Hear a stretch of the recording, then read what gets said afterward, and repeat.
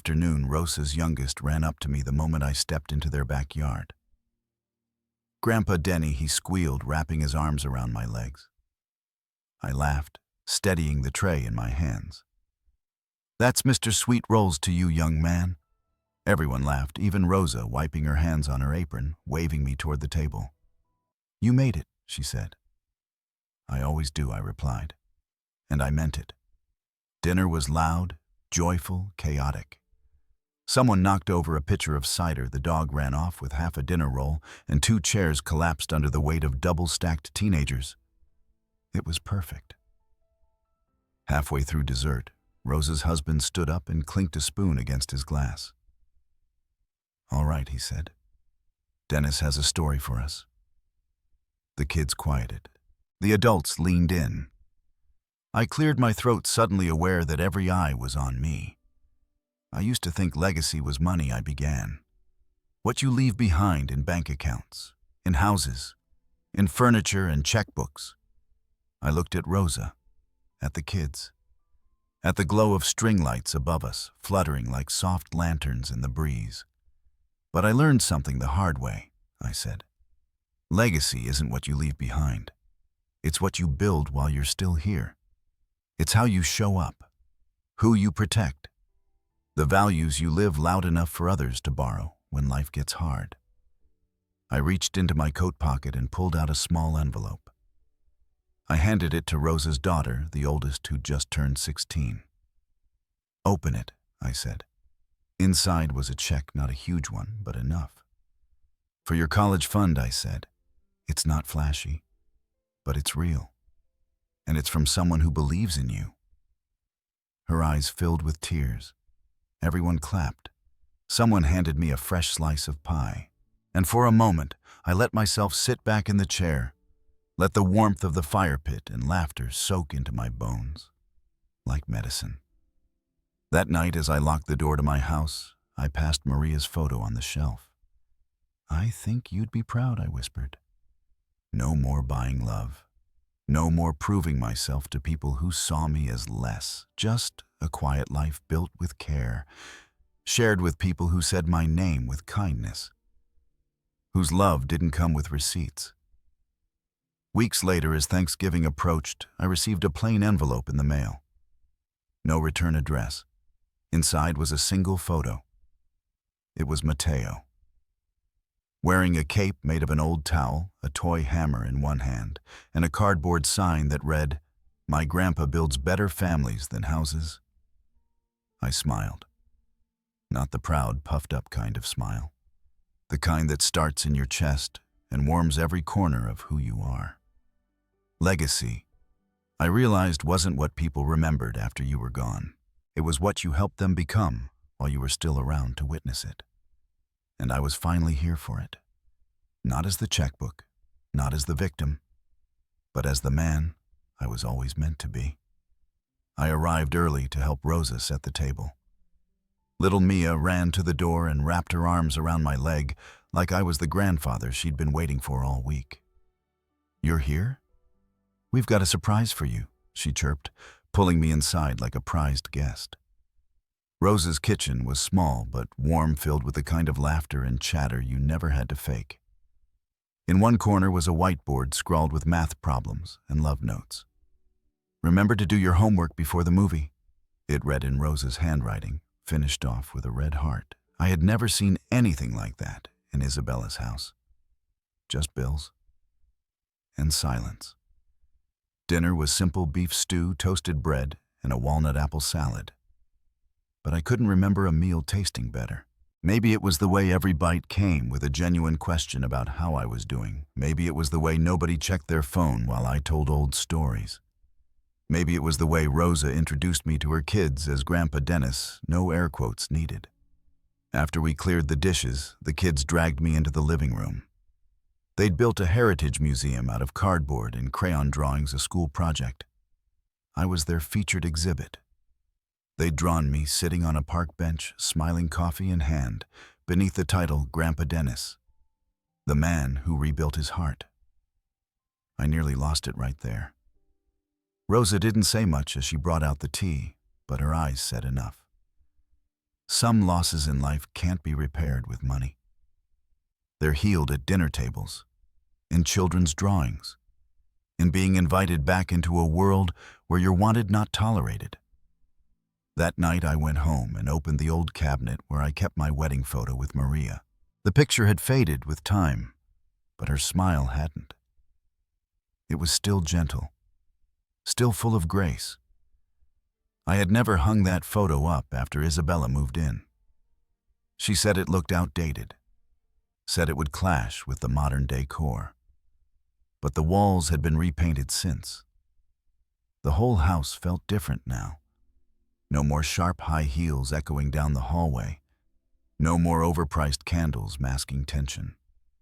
Just me, a cup of tea, and a wedding photo that finally had its rightful place above the mantel. I didn't feel angry at Michael anymore. I understood the weight he'd been carrying, the things he thought he had to sacrifice, including me, to keep the illusion of family alive. But I also understood something deeper. Some houses are built with bricks and debt. Others are built with toast and math homework. Only one of those kinds lasts through a hard winter. Spring turned to summer quietly that year. The snowmelt gave way to roses in my front yard, planted from clippings Maria had once nurtured in old coffee cans. I watered them every morning now, watching them bloom into colors I hadn't seen in years. There was peace in that routine, peace that didn't depend on anyone else's approval or need for my money. One afternoon I was sitting on my porch with a paperback in one hand and iced tea in the other when the mail truck stopped at the end of my driveway. The mailman gave me a wave and handed over a thick envelope. No return address, but I recognized Michael's handwriting instantly. Inside were 10 pages handwritten on lined paper. I unfolded them slowly, already bracing myself for another request I couldn't afford to honor, but it wasn't that. Not this time.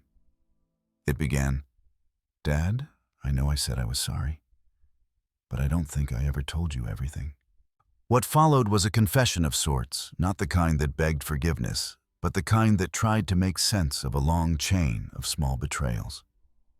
He wrote about the fear of being less than in his wife's eyes, the way Cody had treated him like a project, the pressure to look successful even when it meant pretending the help was his own idea. I let them convince me that you were just a source of funds, that you didn't need to be part of our lives unless you were offering something tangible. But I see now what we needed wasn't your wallet. It was your presence, your example. He said that he and Isabella had started counseling, that he wasn't sure they'd make it, that maybe for once he was okay with not being sure. He talked about watching me that night at Christmas, how I'd walked into a room full of people and told the truth with dignity and calm, not revenge. You didn't just save your own dignity, Dad. You reminded me what it looks like to live with backbone. I set the letter down, blinking back something that had nothing to do with the summer sun in my eyes. Later that week, Rosa's son Mateo invited me to Grandparents' Day at his elementary school. I almost said no, out of habit maybe, out of years of being excluded.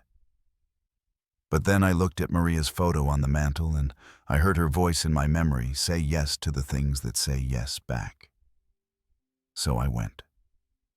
And I wore my best shirt, the one Maria used to say brought out the kindness in my eyes. They had folding chairs in the school gym and lukewarm coffee in paper cups. A group of second graders sang, "This Land Is Your Land" off key and completely unbothered by it. Mateo grinned at me from the stage like he was performing just for me. I didn't need a DNA test to know that love like that was real. After the show, his teacher came over to shake my hand. "You must be Mr. Flores," she said. "Mateo talks about you all the time. Says you taught him how to build a birdhouse and make perfect toast." I chuckled, my heart feeling full in a way it hadn't in years. Sometimes all it takes to rebuild a legacy is a birdhouse and a slice of toast. That night, I took a walk through the neighborhood. The Jenkins house, Michael and Isabella's, was quiet and dark, a for sale sign leaning slightly to one side in the yard. I paused for a moment, then kept walking. There was nothing left for me in that house. No anger, no longing. Just a story. One that was already being rewritten somewhere else. When I got home, I found a voicemail from Michael. He said he'd gotten a new job, smaller firm, better hours. Said he and I should go fishing like we used to when he was a kid. I didn't call him back that night. I would. Just not yet. Healing wasn't something you could rush, but it was something you could choose. One quiet step at a time. I poured myself a glass of water and sat out on the porch again. The stars were starting to show. The night smelled like cut grass and second chances. And somewhere in the slow rhythm of that peaceful evening, I realized something they had tried to erase me from their story. But the truth doesn't go away just because people get uncomfortable. The truth that I gave, that I loved, that I stood up when it counted, that truth stays. It always does. It was the 4th of July when Michael showed up again. Rosa was hosting a small barbecue, just her kids, her sister, me, and a few neighbors. The air smelled like charcoal and sunscreen. Someone had brought sparklers for the little ones. I was sitting under the shade of the old maple tree in Rosa's backyard when I saw him walk through the gate. He looked different. Lighter somehow. Not younger exactly, but like he'd finally stopped holding his breath. "Hey, Dad," he said, offering me a hesitant smile. "Hey, Michael," I replied, motioning to the folding chair next to mine. "You're late. Burgers are almost gone." He sat down and exhaled. "I wasn't sure I should come." "That never stopped you before," I said, but without bitterness. Just truth. He chuckled quietly. "Fair enough." We sat in silence for a few moments, watching Rosa chase Mateo with a garden hose. The boy shrieked with laughter. Fireflies were just starting to flicker at the edges of the yard. "I sold the house," Michael said. I nodded. "I saw the listing come down. We're renting now. A small place on the north side. 2 bedrooms. Nothing fancy. Sometimes nothing fancy is exactly right." He gave me a look. "You ever think I might have turned out okay if I'd listened to you sooner?" "All the time," I said with a smirk. We laughed. Not the strained kind we'd shared at Christmas, but the kind that comes when some invisible weight finally lets go. I was scared, Michael admitted. Not just about losing the house. About facing who I became while I had it. And who's that? Someone who valued approval more than character. Someone who let pride write checks kindness couldn't cash. I nodded slowly, letting the words settle between us. "But I'm trying to change that," he added. "I'm going to therapy. Real therapy, not just reading self-help books on my lunch break." I smiled at that. "Good. That's a start." He glanced over at me. "Do you think I'm worth the effort?" "That's not for me to decide anymore," I said. "That's for you to prove. To yourself." Rosa walked by with a plate of grilled corn and winked. "You boys good over here?" Michael stood. "Can I help with anything?" She raised an eyebrow. "That depends. Can you shuck corn without mangling it?" "I'm a quick learner," he said, following her toward the patio table. And just like that, he began showing up. Not every day, not even every week, but regularly, enough to matter. He'd come by on Saturdays sometimes, bringing donuts and helping me fix the old shed out back. He started asking questions about my past, things he'd never thought to ask before. What was Mom's favorite movie? How did you know construction was your calling? Did you ever think about leaving Spokane? It was like watching a grown man try to reassemble his identity from pieces he'd ignored too long.